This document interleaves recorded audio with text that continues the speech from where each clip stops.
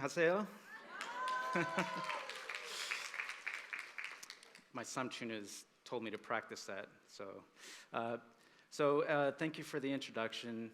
Thank you to Cases. I also want to take a moment to say thank you to Steve and Mie of Zamigo for their warm hospitality the last few days. I'm really excited to be here and a little bit nervous. As mentioned in the introduction, I come from a little animation studio called Tonkohaus. And something I didn't know was that there was going to be a lovely drawing of me introduced in the introduction. And I had provided this drawing on my face. So yes, my name is Mike, and I'm an art director at Tonkohaus. And we're going to be talking a little bit about kids' art education. That's why we're all here. And I'm going to be talking about this from the perspective of my journey and my sort of philosophy as an artist, and as an illustrator, and as somebody who thinks of art as one great adventure. And I know there was a great question asked earlier, is, what do we teach? What do we actually show our children? How do we actually tackle this big problem? We're all asking this question.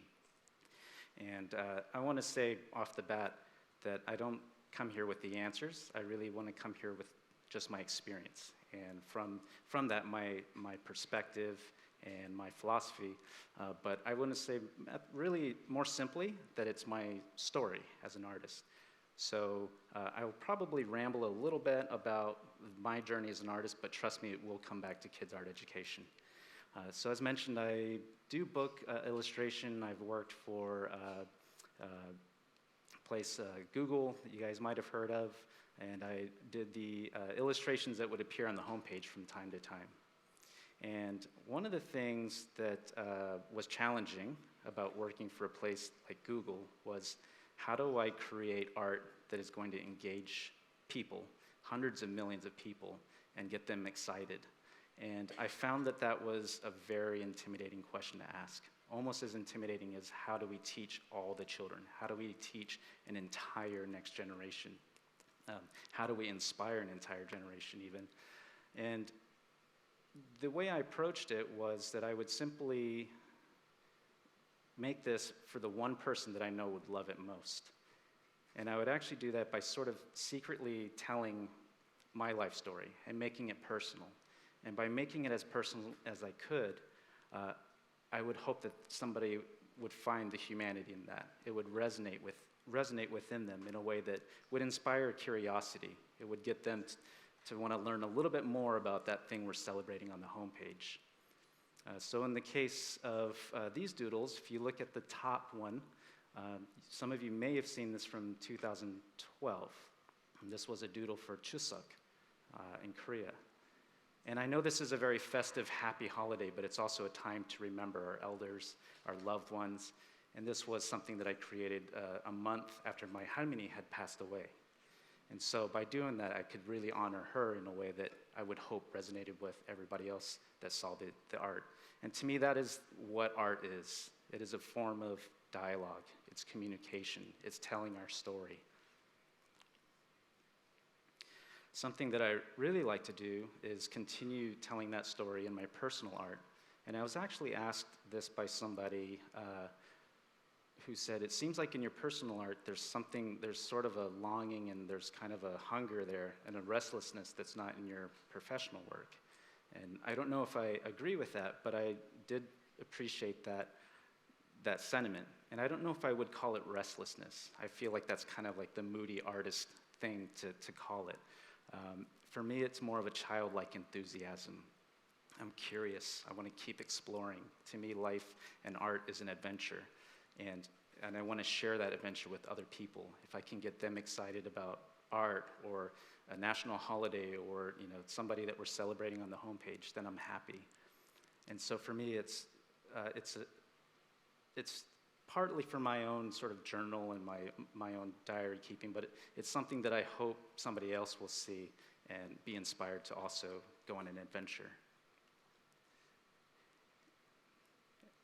And like I said, art is a form of communication.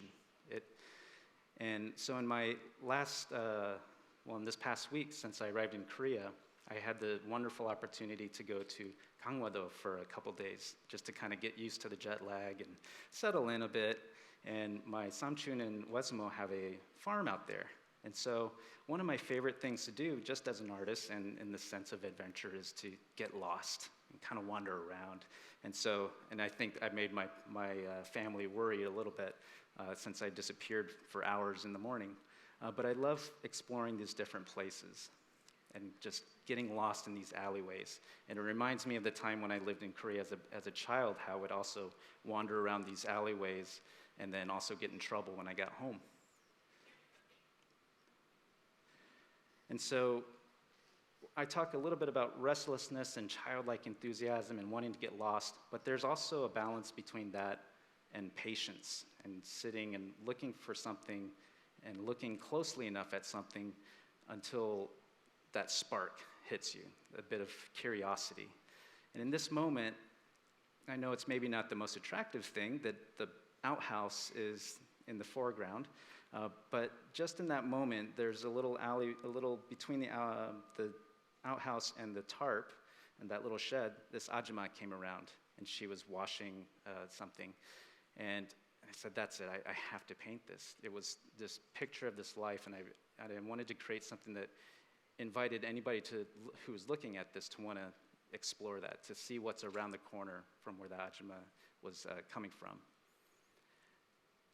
And she actually saw that I had been painting after a while, and she came up to me and she said, "Oh, 우리 집 그림해." I probably butchered that a little bit, but she said, "Thank you for drawing our house." And I thought that was really funny that she said, "Thank you for drawing our house." But the wonderful thing about it was that my art had inspired this conversation. And that usually me being very self-conscious about my Korean, even though I understand it okay, speaking it is terrifying for me, but painting is a way to start that conversation. And actually what happened was I brought the painting back, my Westmo saw it, and she goes, "Oh, I know her," and she called her. And then they talked about it. And so that's that conversation continuing on.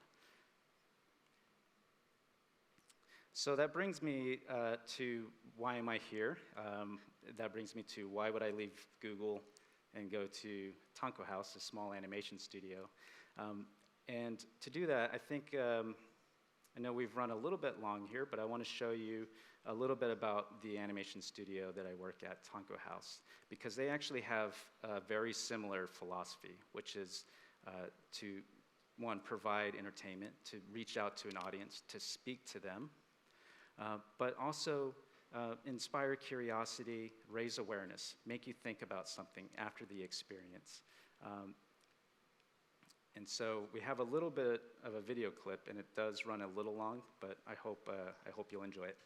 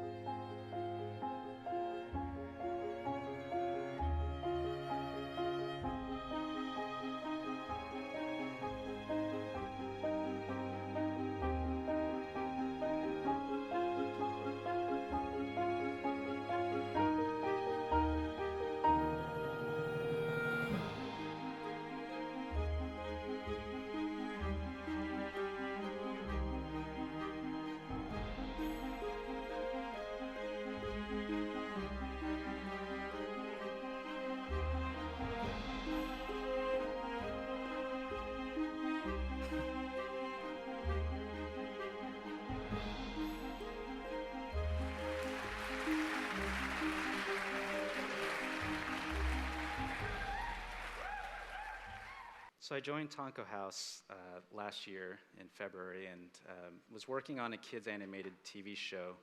And in between the seasons, Robert, one of the founders, spoke to me about this idea of kids art education. It's something that he was very passionate about. And the first question I had was, I thought we were an animation studio. And I think hopefully from this video, you can see that we have a lot of interest, and it's really not about just animation. It's about storytelling and connecting and sharing with an audience of all ages.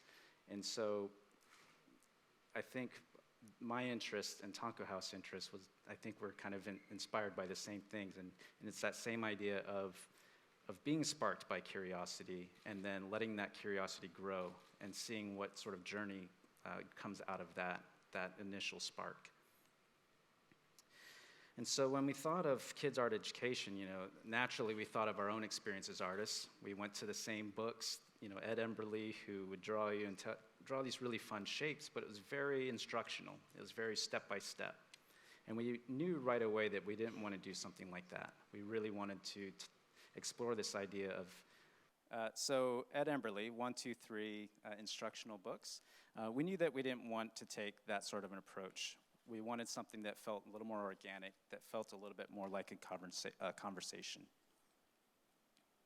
And at the same time, while this kind of art that's created in the classrooms can be very lovely, and it's something that you would proudly hang on your refrigerator, we wanted something that the children would want to do again.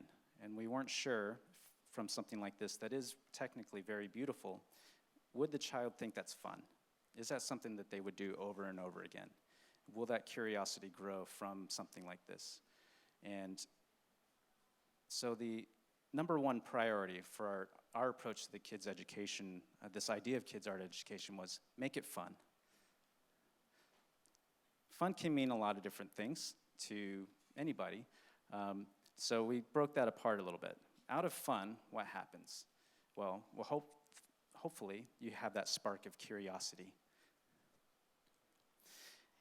So I looked a little bit into, well, what does that feel like to me? I know I've experienced that with my own children. And this is actually the first page in our sketchbook. We each have our own sketchbooks. We're waiting for dinner. And there's nothing we'd rather do besides eat than just draw in our books. And from that, I'm going to start showing you some of my bad drawings now. But from that, I would also ask my youngest son, Teddy. I would say, Teddy, what should I draw? And he would say, a steam train. So I would draw that. And I would say, okay, who's driving the steam train? Teddy. So I draw him. Who's riding in the first car? Harabuchi. And so I put him in there, and so forth. And that would be our routine before dinner every time. What began to happen was he wanted to start contributing to the drawings. And so now it was becoming not just a conversation and him telling me who's sitting and where and what to draw. He was now contributing his half of a conversation by drawing these characters riding the train. And you see this little steam that's coming out. That was the way Teddy drew steam, and that's my favorite part. And so to me, art, again, it's a conversation. And there's no right or wrong way to do it. Every expression, empowering that creativity and that expression, that's all that matters. The expression itself, whether it's very abstract, like Ellie's, my daughter's drawing on the left, that can be very abstract, but it's still something. It's still saying something. And that's just as valid as me drawing creatures at the zoo, or us telling each other what we see when we close our eyes. So with that, and sort of related to what I was saying at the beginning, if I make this art for one person, and that one person sees it and they know this was made for me, who is that person in this case? Who do I make this project for when we're trying to talk about this massive visual and design and educational problem? How do we take something that's that big and frankly very intimidating and make it very human? And how do we make that a place where you can feel like you can make mistakes, you can explore and get lost, for me, that was Teddy. And he's, as you can see in the first picture, he's a little rascal. He's a little bit of a wild child, but he loves drawing, and he watches me, and that spark of curiosity and us talking about art has made him interested in drawing. And so he's taken that love of drawing steam trains, something that he loves to begin with he loves. He's drawn that over and over, and he's evolved, and you see that he's changed his steam a little bit, or the train itself has changed a little bit. And in this moment, I was telling him, Teddy, you are a real artist. And this is the look of pride on his face when I said that, which to me, empowering creativity is exactly this moment. It is a child feeling like, I have something valid to say. And that's also me saying, you know, this train is open to interpretation. We can all see it and think it's something else. There's no right or wrong answer, but it is definitely, for him, a steam train.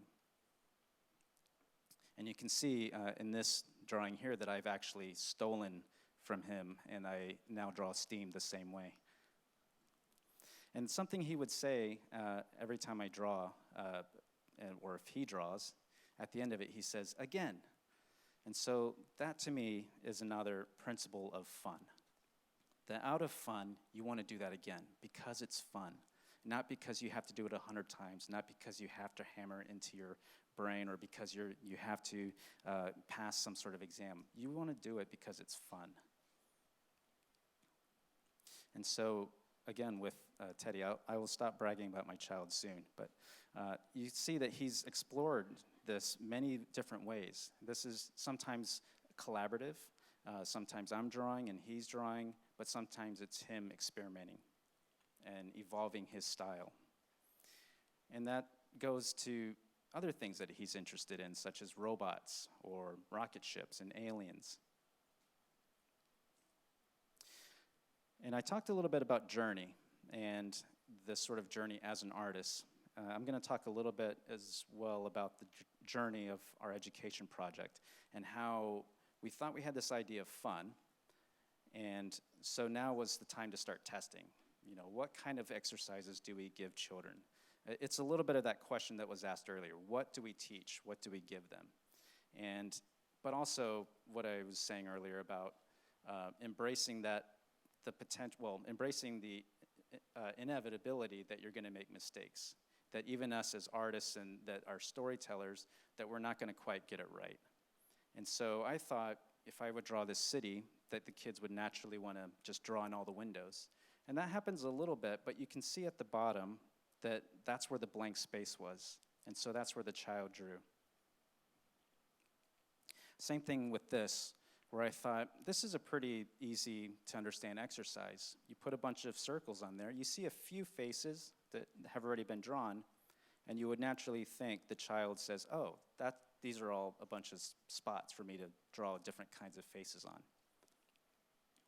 And what we actually saw was children with some guidance would eventually do that, but their first impulse was to draw in that empty space below. And that empty space was only there because the printout had left that extra white space. And so I thought, well, okay, maybe I should format that print a little better and trim off that white space. But then we saw that other children were doing that as well. They were playing in the margins, the same as every artist and probably every kid did in school. In their notebooks, they would draw in the margins. And so we realized that we had underestimated children and their capacity to be creative and need that space to just explore. And so we dialed it back and said, instead of making the margins so thin, let's let them have room to play in the margins. Let's really expand that space. And let's have some cue, some sort of prompt, but they have the choice. They can spend the time there or they can play in the margins. So we are continuing to explore what this sort of workbook would be like, to actually, again, figure out this question of what do we teach. And we're exploring what those margins are and how much to push and pull it.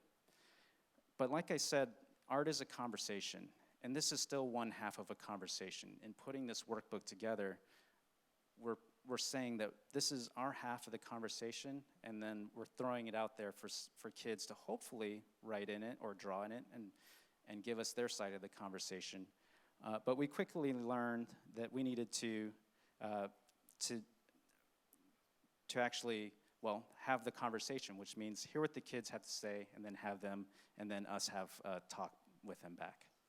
So that meant me coming to Korea and going to the Tonkohaus exhibition here, which I hope you have time to actually visit. It's wonderful, and there's actually a wall for you to draw on. We came here to run some workshops with children, just to see what they're interested in and see what they have to say. And out of that sort of dialogue comes a reflection. And reflection, I think, is maybe a tricky word to translate, but essentially it means looking inward and seeing how it makes you feel, but also how do you then want to share how that made you feel. So basically telling your story. And so that can be a reflection based on what you're seeing and having that affect you inside, or having a wall to actually draw on. And this is actually after we erased the wall. This wall was completely filled with drawings when I got there, and we needed some space for the workshop. But this is, again, creating that space, creating that margin for children and all people of all ages to play in that space. We have another expression, which is that we often tend to draw the line for our children. Draw the line literally, but also, or more metaphorically, that we're creating boundaries. And so again, we want to not draw the line. And so we've taken this line and actually turned it into a bunch of squiggles and said, you reinterpret this. And so taking this blank design and seeing how children and adults and just people of all ages have interacted with it, we can see that side of their conversation. Sometimes it's imitation. You can see that they're just copying the submarine that's there and maybe changing the characters. Sometimes they are finding those little white areas in the margins to draw. Sometimes they just have something they want to say. I think that's somebody that says they want to work at Tonkohaus or in animation. And somebody else that's very frustrated about it. And some people are interacting with the design that we put on the wall, so that feels like its own kind of conversation. And sometimes it's simply fan art, which is all, again, a valid form of conversation or a valid form of expression. So in running these workshops, I have to say that the best moment was seeing the same look of pride on children's faces as they were sharing their expressions, their stories. And these were actually children that were working together to tell one story. And so they were actually having to have dialogue with each other. And like I said, there's no wrong form of expression.